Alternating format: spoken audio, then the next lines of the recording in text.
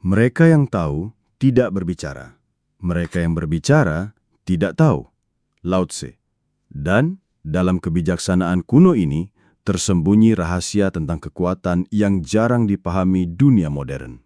Dalam sebuah ruangan penuh orang yang berbicara keras, satu-satunya suara yang benar-benar didengar adalah keheningan dari mereka yang memilih untuk tidak ikut dalam kebisingan itu. Bayangkan scene ini dengan detail yang jelas.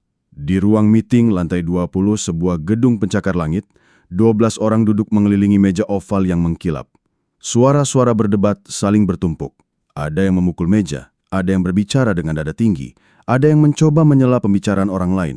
Namun di ujung meja, duduk seseorang dengan tangan terlipat di depan dada, mata yang fokus mengamati setiap gerakan, setiap ekspresi, setiap dinamika yang terjadi. Dia tidak mengeluarkan suara, tidak mengangkat tangan untuk berbicara, tidak menunjukkan gestur dramatis apapun, tetapi secara perlahan, entah bagaimana, energi ruangan mulai berubah. Satu persatu, orang-orang mulai menurunkan suara mereka. Mata mulai menoleh ke arahnya. Dan ketika dia akhirnya membuka mulut, meski hanya sekedar membersihkan tenggorokan, seluruh ruangan mendadak hening. Apa yang baru saja terjadi? Mengapa seseorang yang tidak melakukan apapun justru menjadi pusat gravitasi sosial? Inilah misteri yang akan kita pecahkan hari ini. Selamat datang para pemikir yang menghargai kedalaman. Video ini saya buat khusus untuk Anda yang memahami bahwa kebijaksanaan sejati tidak selalu bersuara keras. Jika konten seperti ini resonan dengan Anda, bergabunglah dengan komunitas kita dengan menekan subscribe. Karena di sini kita merayakan kekuatan yang sering diabaikan dunia, kekuatan dari ketenangan yang bermakna. Hari ini kita akan menjelajahi 3 dimensi kekuatan ini. Mengapa keheningan memiliki daya magnetis? Bagaimana psikologi bekerja di balik aura orang pendiam? Dan bagaimana filosofi kuno memberikan pemahaman tentang kekuatan sejati yang sesungguhnya? Bayangkan sebuah danau alpin di pagi yang sunyi.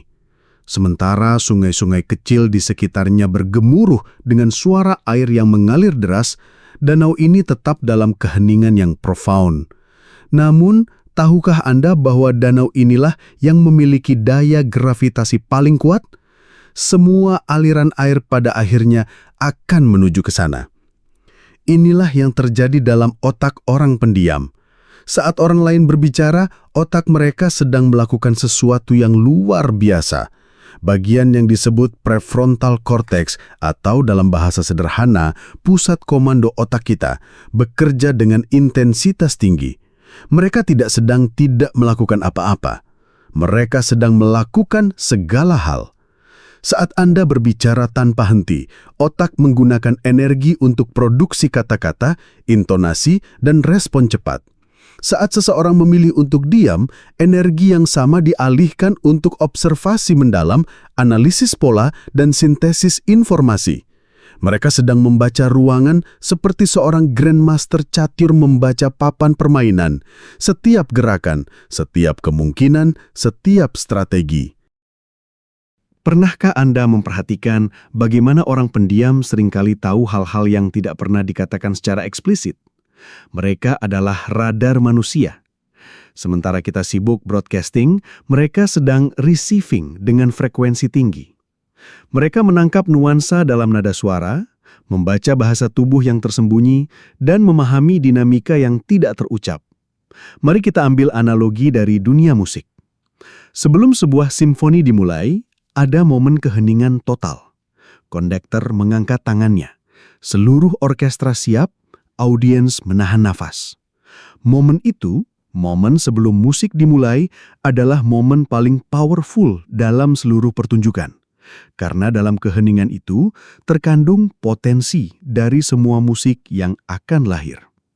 Orang pendiam hidup dalam space itu. Mereka adalah pause antara notes yang membuat musik menjadi indah.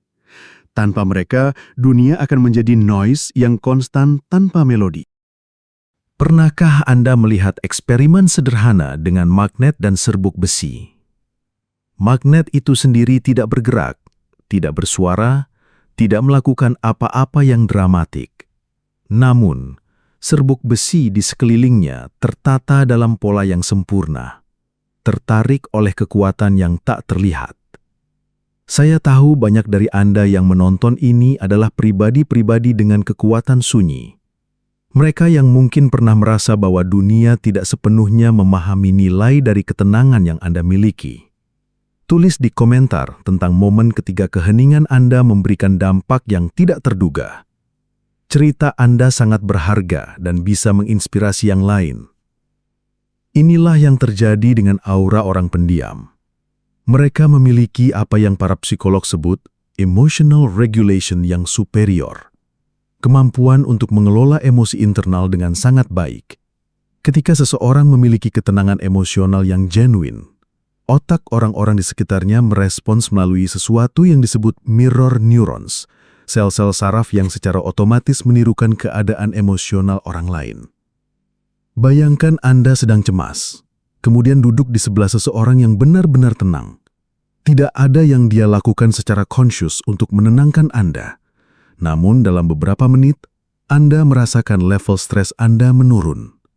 Ini bukan sugesti. Ini adalah respons neurobiologis yang real. Para peneliti di Stanford University menemukan fenomena menarik yang mereka sebut presence effect. Orang-orang dengan emotional stability tinggi yang sering ditemukan pada individu pendiam memiliki kemampuan untuk meng-anchor suasana ruangan. Mereka menjadi titik referensi emosional bagi orang lain tanpa perlu effort yang conscious. Seperti mercusuar di tengah badai, mercusuar tidak berteriak, tidak bergerak ke sana kemari, tidak panik. Dia hanya berdiri kokoh dan memancarkan cahaya yang steady. Dan justru karena konsistensi itulah, kapal-kapal yang tersesat menemukan jalan pulang. Psikolog Carl Jung menjelaskan konsep psychological depth, kedalaman psikologis. Orang pendiam cenderung memiliki akses yang lebih baik ke lapisan bawah sadar mereka. Mereka comfortable dengan introspeksi, dengan pertanyaan-pertanyaan besar, dengan ambiguity. Dan comfort with depth ini memancar sebagai kekuatan yang misterius namun undeniable. Perhatikan seorang grandmaster catur saat bertanding. Dia tidak bergerak banyak, tidak berbicara, tidak memberikan reaksi yang dramatik. Namun, ada intensitas dalam keheningannya yang membuat seluruh ruangan bisa merasakan power dari konsentrasi dan strategic thinking yang terjadi di dalam pikirannya. 2000 tahun yang lalu, para filsuf Stoik sudah memahami sesuatu yang baru mulai divalidasi oleh ilmu neuroscience modern. Kekuatan sejati bukan tentang dominasi eksternal, melainkan tentang penguasaan diri yang mendalam. Marcus Aurelius, yang memimpin imperium terbesar pada masanya, menulis dalam jurnal pribadinya, "Sangat sedikit yang dibutuhkan untuk membuat hidup yang bahagia. Semuanya ada dalam dirimu sendiri, dalam cara berpikirmu."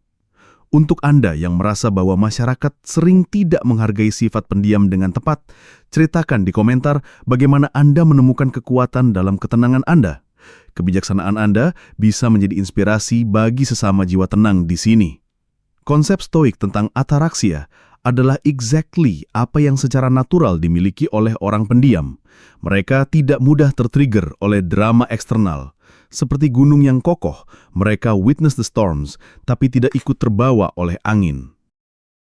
Epictetus, yang dulunya adalah seorang budak namun menjadi salah satu filsuf paling berpengaruh, mengajarkan, kekayaan sejati bukan dari memiliki banyak hal, tetapi dari membutuhkan sedikit hal. Orang pendiam memahami ini secara intuitif. Mereka tidak membutuhkan validasi terus-menerus, stimulasi berkelanjutan, atau perhatian yang konstan. Kemandirian emosional ini memberikan mereka kekuatan yang bebas dan berkelanjutan. Dalam filosofi Stoik, ada konsep the view from above, kemampuan untuk melihat situasi dari perspektif yang lebih tinggi dan lebih objektif.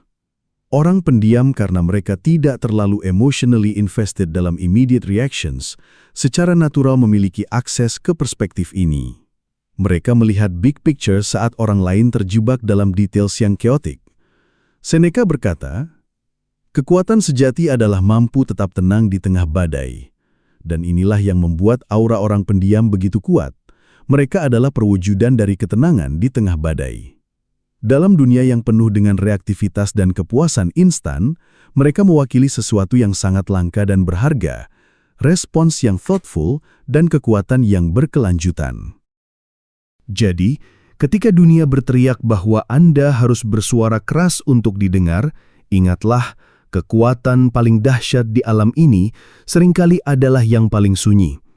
Gravitasi tidak bersuara, namun mengatur pergerakan seluruh alam semesta. Akar pohon tidak terlihat, namun menentukan kekuatan seluruh pohon.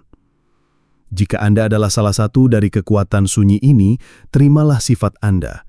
Dunia membutuhkan titik jangkar, membutuhkan orang-orang yang bisa berpikir sebelum berbicara, yang bisa menawarkan kedalaman di era di mana segala sesuatu hanya di permukaan. Dan untuk semua yang menonton, pendiam atau tidak, mari kita belajar menghargai berbagai jenis kekuatan. Karena dalam simfoni kehidupan, kita membutuhkan baik instrumen yang bersuara keras maupun jeda yang bermakna. Subscribe jika perjalanan pemahaman ini berharga untuk Anda. Dan sampai jumpa di video selanjutnya dalam penjelajahan berikutnya tentang kekuatan tersembunyi yang dimiliki manusia.